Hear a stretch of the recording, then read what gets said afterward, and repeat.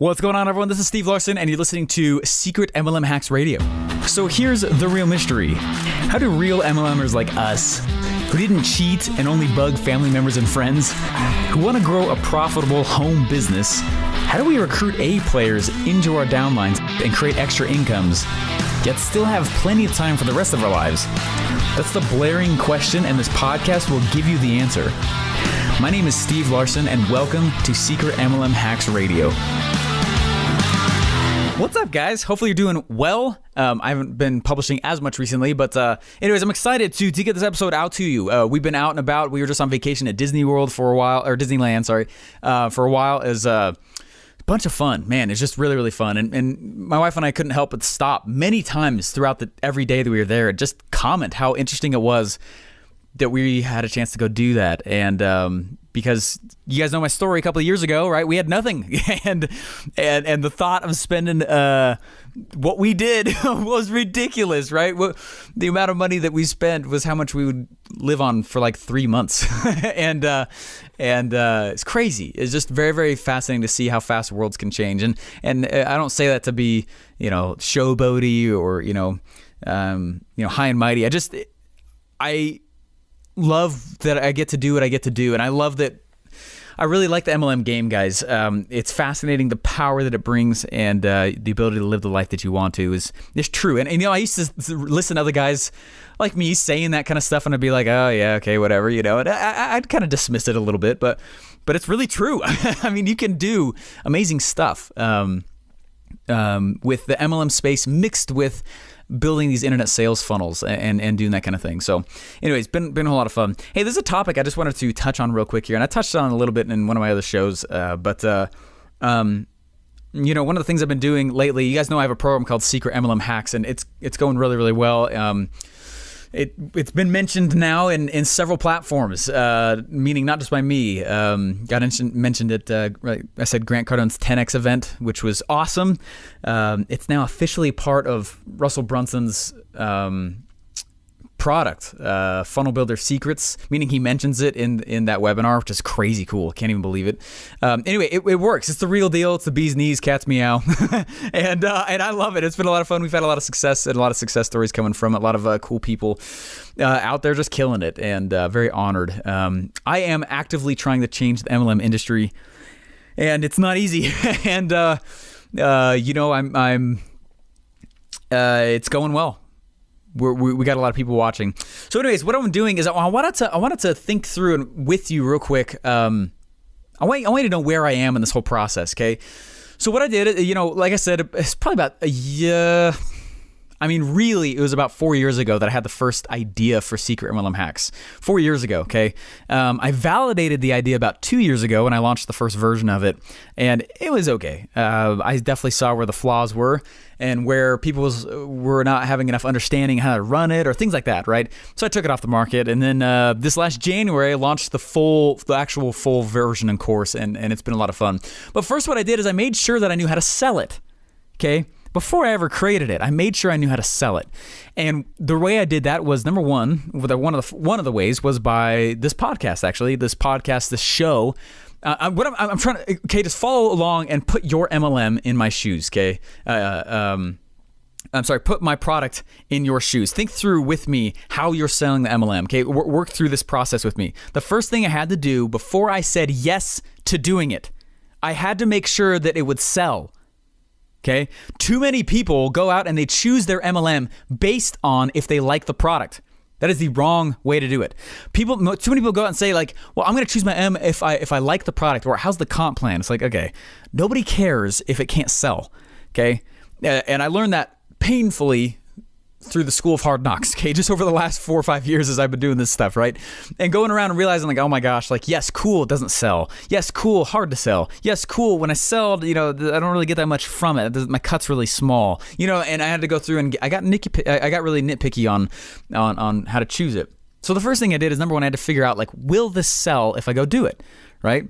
I believe in free market capitalism. Of course, it have to make sure it sells. Of course, it's to make money, okay? But really, it's doing other things. What it does is it allows me to take all that money and put it back into ads to increase the speed of the product, okay? So number one, I'd ask, does it sell well? Is it easy to sell? Number two, is there opportunity for me to put ad dollars behind it? Because that I used to like get all excited. The first time I launched one of my products, I was so excited. I was like, oh my gosh, I'm not spending any money on ads. That was the most terrible thing to celebrate.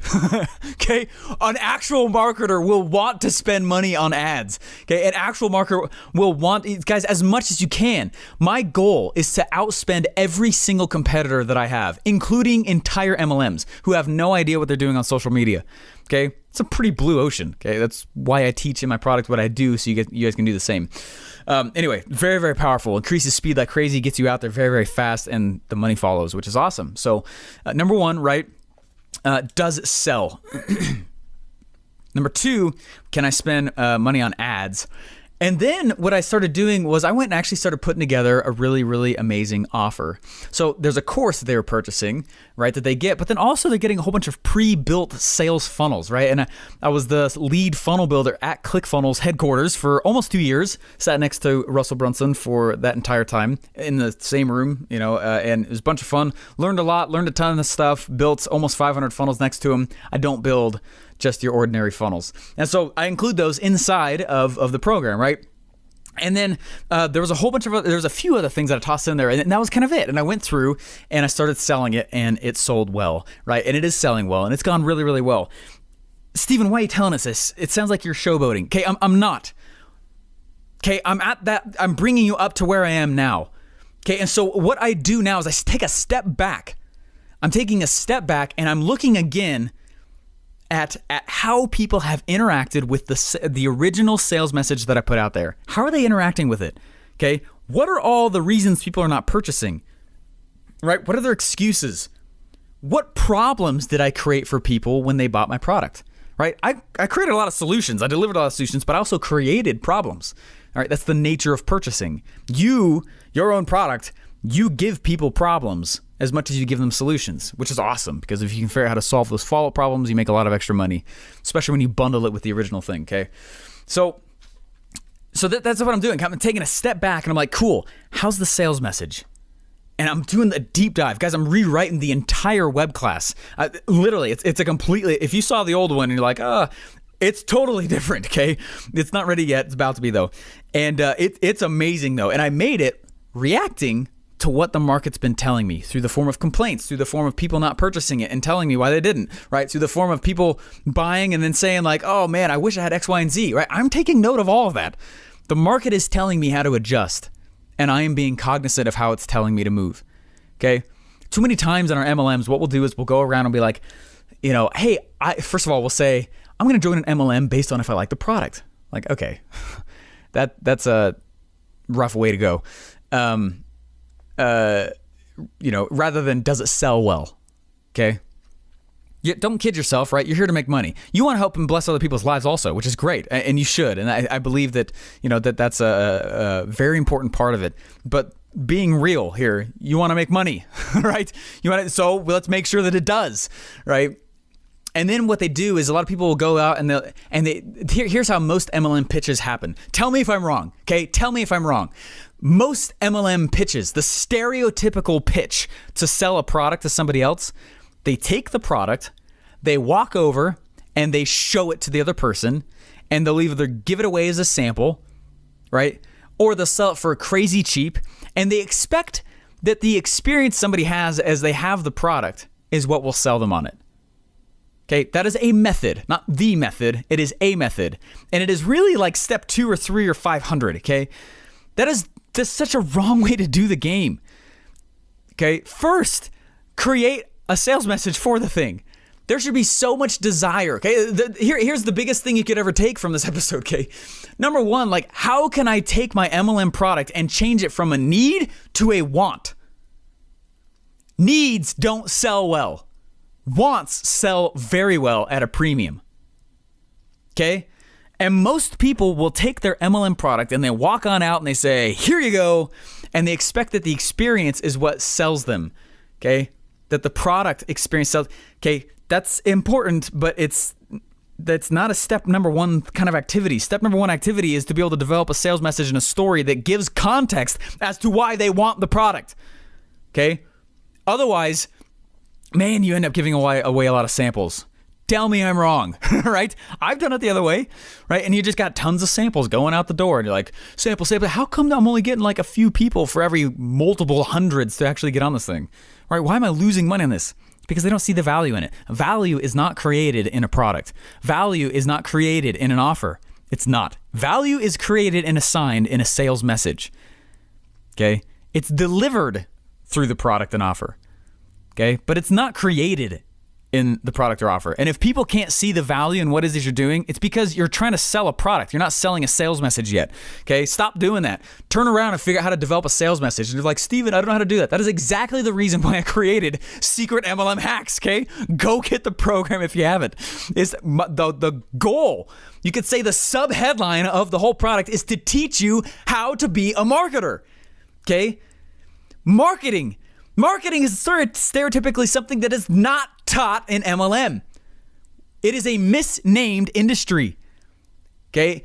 It should be called multi-level selling because that's what people learn how to do. They learn how to get a script and go say it in front of somebody else. That's not wrong. The problem is that the scripts sell products, okay? That meaning as the focal point, the script does not create value. That's like the hugest, most massive issue with them. And you can't blame the big MLMs. They're trying to create MLM messages and sales messages that apply to the masses that are generic. Okay? That apply to such a wide spectrum of people that are out there. You can't blame them. I don't blame them. If I was in MLM, I would initially do the same thing, but then step number 2, what I would do is go see who does purchase and tailor a sales message and specifically marketing to the people who are most likely to purchase, rather than this broad paintbrush, okay? Anyway, if you guys don't know the difference between sales and marketing, go check out the free web class at secretmlmhacks.com, because I've got in there the difference between sales and marketing. It's incredibly powerful. Anyways, misnamed industry to the massive amount. I don't care if you call it network marketing. I don't care if you call it direct selling. It's all the same thing. You get a commission for selling somebody else's product, and there's opportunity to get commission on people that you brought into the opportunity as well, right? Call it what you want to. Most people shy away from the term MLM simply because they feel embarrassed over the tactic that they're approaching you with. And I know that I'm saying some pretty forward things right now, okay? But I am passionate enough to leave my job over it with 2 kids and a pregnant wife. And you should be too. I'm ticked off enough about it, right, to let people know, okay, that this is something that is not done correctly in the industry. Anyway, so what I'm doing right now, there's a total side tangent, but what I'm doing right now is I'm going back and I'm creating a sales message and marketing, reacting to how people interacted with my sales message and marketing, okay? I'm reacting to what the market is telling me, and I'm tweaking heavily an entirely brand new sales message based on what people are saying, and then also back down to the offer. So people, right, the offer used to be they'd get this course and they'd get, some pre-built funnels and they get this, but really, like, people are like, man, how do I get traffic? So I went in, and what I've done is I found one of the top Facebook strategists. She's incredible. She's incredible. I could say some of the names of people that she does traffic for on Facebook, and you would know them. Okay, she's very good. She's very expensive, but I hired her. She's the one that does mine, and I asked her, begged her, pleaded with her that she would do a mini course for you guys inside of Secret MLM Hacks, and she said yes. So I'm excited. So I'm solving the follow-up problem. People are like, how do I get traffic? Well, I'm already teaching 3 ways, but here's another awesome way from one of the best sources that's out there. Her own courses alone are a lot of money. Anyway, she's teaching how to do that. She literally screen shares and goes through and walks through the whole process how to set that stuff up. Because guess what? I don't even know how to do that. I don't want to know how to do that. I want other people to know how to do that, and I want to hire them, right? That's exactly what I did, and I did that for you guys. So, I also got other people to come in and teach how to sell more face-to-face. I am a millennial. I sell a lot with automation because I don't want to talk to people face-to-face. I don't. And so I solved my own problem, and I don't. Okay, I don't talk to people face-to-face. But a lot of you guys want to know that as well, or some of you guys do. And so I went in and I grabbed one of the best people. He helps Robert Kiyosaki develop his sales messages on his sales floor. Okay, he's that good. And he came in and anyway, you guys who have Secret MLM Hacks and those guys who decide to join us as well, you guys get access to that as well. He taught a course teaching that stuff, how to actually approach people face to face and sell this in a way that is not with coercion, and how to develop a cool engagement with people where they're actually asking how to purchase from you, which is actually really, really cool. So anyway, hopefully it's helpful.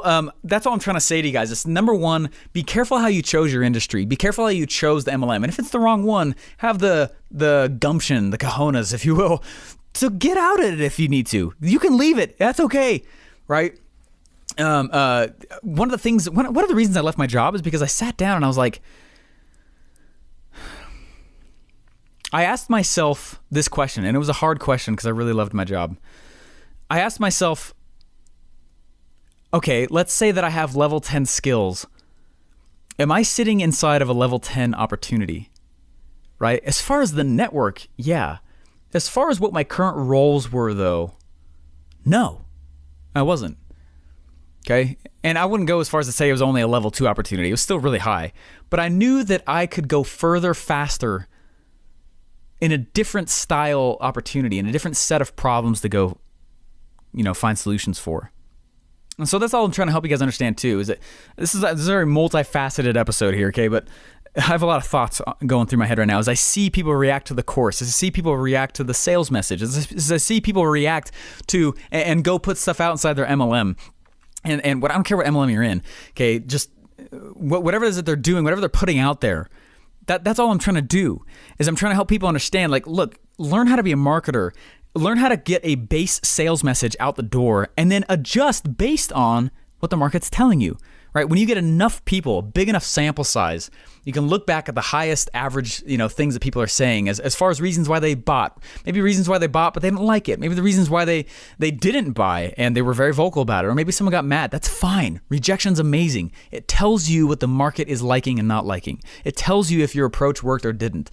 Don't get offended about those rejections. Instead, be appropriately reactionary to them and adjust your message based on that. And that's what I'm doing right now. I am reacting to what the market is telling me to do. And I am beefing up like crazy both the offer. I am changing the sales message and the web class like crazy. I'm talking about these whole areas I haven't talked about before and teaching these other spaces I haven't been able to teach yet. Anyways, it's really, really fascinating and really cool. So anyways, that's all this episode is about. I guess that's the whole thing. I just want you to learn how to be appropriately reactionary to the market. And if you're getting rejection is normal in sales, right? And it's one of the reasons why salesmen get paid so much, because a lot of people don't like to feel the rejection. But if you can hack it, and if you're able to go through and actually create something that adjusts to a lot of people, right, they get paid a lot of money. It's such an important task in the market that commissions for selling stuff, usually salesmen get paid a lot of money, right? To sell is very, very prestigious in my mind. It is one of the greatest assets, one of the greatest things that you could ever learn to go do, and one of the greatest contributions to society that I can think of. It's what makes economies go round, okay? And if you're like, I'm in MLM because I want to help people. Yes, that's great, but you're also in it to make money, and be clear about that. Anyways, guys, go be reactionary. Go appropriately. I mean, in a good sense, and adjust based on what people are telling you. If they're your target market, if they're the people who are most likely to be purchasing and they're giving you feedback, listen to that feedback. All right, guys, thank you so much. Hopefully it's been helpful to you. And go check out secretmlmhacks.com. There's my blatant pitch. And hopefully this will help you in your MLM and or network marketing or direct selling, whatever you choose to call it, and that you can go out and achieve life that you'd like to. Hey, thanks for listening. Please remember to rate and subscribe. Whether you just want more leads or automated MLM funnels, or if you just want to learn to get paid more for your product, head over to secretmlmhacks.com to join the next free training today.